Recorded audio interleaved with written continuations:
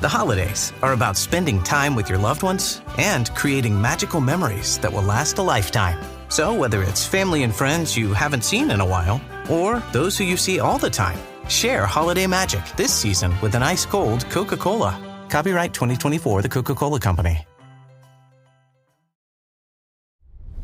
This episode is brought to you by Disney's Mufasa, The Lion King. Get tickets now for the ultimate family holiday movie experience. Reunite with the characters you know and the untold story you'd never expect. Witness Mufasa's rise from orphan to king and see how the legendary villain Scar got his name. Disney's Mufasa, The Lion King, in theaters everywhere this Friday. The kingdom awaits. This is Optimal Relationships Daily, Parenting a Middle Schooler. Have a laugh on me. Even psychologists struggle. By Jodie Eckleberry-Hunt of jodieeckleberryhunt.com. My oldest son started middle school a week and a half ago. I expected it to be awful, but it's been so easy. Wonderful, in fact. A friend of mine who has older children told me to watch out, because sickness soon sets in because the kids are exposed to a whole new group of viruses. Sure enough, that same day, both my kids start up with a cold. I still felt good about the transition. That is, until last night. During work, I got an email from the principal reminding me that open house was that night. I'd forgotten. I scarfed down dinner, and luckily, my husband got home to watch the kids so I could attend. I work 30 to 35 hours a week. How do parents who work 40-plus hours do it? God bless them. I learned that open house involved the parents following the kids' schedules, spending 5 minutes with each teacher. It started with gym class. The poor teacher says that she is now required to do a pre- and post-test on each gym topic she teaches.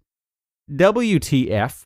I thought gym was about giving kids exercise. When did it become about taking tests? Whatever. Then, parents start asking questions like, what topics do you cover? Again, WTF. It's not that I think exercise science isn't important, but I'm more into actually exercising during the limited time in gym. I quickly move on to the next class. I'll tell you that the next few sessions were a bit of a blur. The teachers were telling the parents to sign up for Remind. They said, I won't spend time on that because I'm sure you already know about it. WTF? At this point, I don't even know what Remind is and am busy trying to find it in the App Store. Then I hear about signing up for Synergy to communicate with the school. I learned that I need to look at Synergy now to see grades already posted. I'm able to do that. And I see that my son has 2 A+, a D, and an E.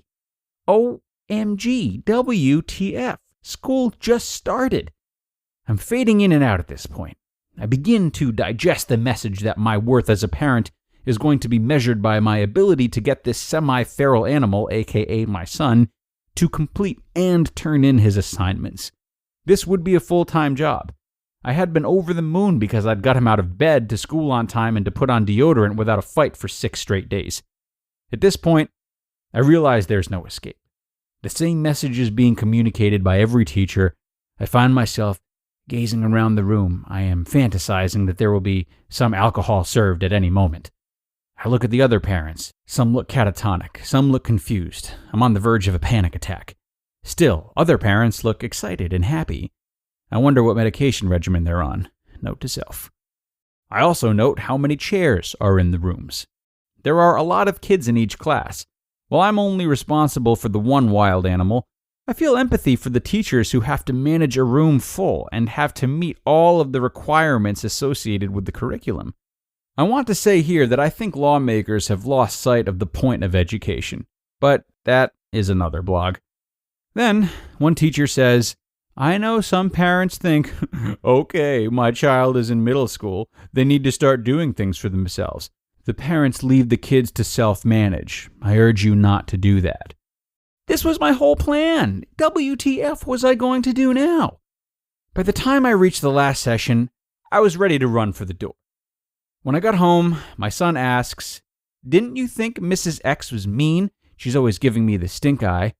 I said, OMG, she was my favorite. She said she doesn't give homework. She plans to teach you a bunch of cool stuff. She started by saying that she didn't have a lot to say, and then she let us go early.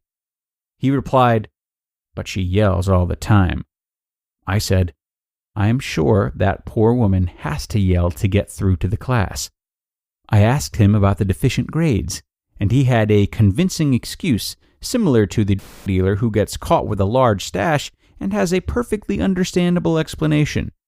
I went to bed and had terrible nightmares and a fitful sleep. The biggest button I had was pushed. I value my kids/family above all else. Their well-being is top priority. Education is also among my top 5 values. I am achievement-oriented. I just heard all that I had to do as a parent to ensure my child's success, and it involved me controlling him. I never have full control as a baseline. All I have is influence. Attempts to control come at a high cost. Efforts to control equals hearing, "You are the worst mother ever, you are such a jerk." Then, my younger son snickers, and a brawl ensues at the dinner table. I revoke privileges equals more yelling equals everyone is unhappy. I note that the school has multiple unrestrained methods to contact me, including automated calls, emails, and text reminders for each class. I wondered, how did my mom do it? For starters, she was clueless. There was no texting or emails. Parents were only contacted if their child was throwing spitballs at the teacher. She lived in ignorant bliss, which is where I was the last week and a half, and I was happy there. Today, I got out of bed and said, no more. I must move on. It will all work out because it has to work out. I will give what I can, but I will not helicopter. I will not be codependent with my son. How is he supposed to learn how to manage himself if I'm always doing it for him? I noted that he got himself out of bed on his own this morning. He fed himself, did his drum practice, and started on some online math practice without prompting. I gave him a hug and was incredibly thankful. If I felt as overwhelmed as I did last night, I can only imagine how he must feel. It was good for me to experience that. I see him through new eyes today. In that respect, it was a good experience. I guess my points are, A, there is usually a silver lining.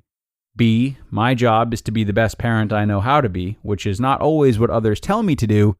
C, it is okay to feel sorry for myself for a little while, but I need to limit that time. And D, kids are amazing people, capable of amazing things, lest we forget.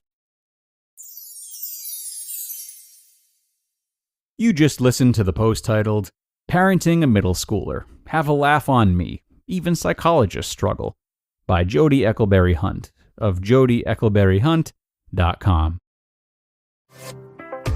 Learn from the world's best all in one place with Masterclass, the only streaming platform where you can learn and grow with over 200 of the world's best. Masterclass always has great offers during the holidays, sometimes up to as much as 50% off. Head over to masterclass.com/Spotify for the current offer.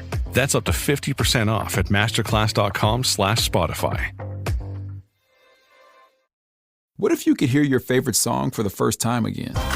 Introducing the all-new, reimagined Nissan Kicks. With an available Bose Personal Plus sound system that uses speakers in the headrest to create a 360-degree listening experience. You've never heard anything like this. Reimagine your music and your drive. Experience the all-new, reimagined Nissan Kicks for yourself at nissanusa.com today. Available feature. Bose is a registered trademark of the Bose Corporation. This episode is brought to you by Allstate. Some people just know they could save hundreds on car insurance by checking Allstate first. Like you know to check the date of the big game first before you accidentally buy tickets on your 20th wedding anniversary and have to spend the next 20 years of your marriage making up for it. Yeah, checking first is smart. So check Allstate first for a quote that could save you hundreds. You're in good hands with Allstate. Savings vary. Terms apply. Allstate Fire and Casualty Insurance Company and Affiliates. Northbrook, Illinois. It was funny how she mentioned her mother being in a sort of bliss, not knowing what went on at school for the most part. So she, like Jodie, was sure that she was doing a good job as a parent and hadn't been aware of much of what was going on at school. Had she found out, she might have been in a mini frenzy like Jodie was upon learning about all these methods and policies in place that she didn't know about previously. That still wouldn't have changed the fact that she was doing well, though. And Jodie learning about these parts of her child's education system that she was behind on doesn't mean that she's not being a good parent, the best she knows how to be. The moral of the story? learning about things you haven't been doing to help grow something doesn't mean that you weren't growing it well before. It's always crucial to meet these new lessons with receptivity and curiosity, as opposed to self-judgment. And on that very all-encompassing note, we are going to wrap this one up, everyone. Thank you so much for being here, my friends. And I do hope you stop in for the next one. So, I'll see you there, where your optimal life awaits.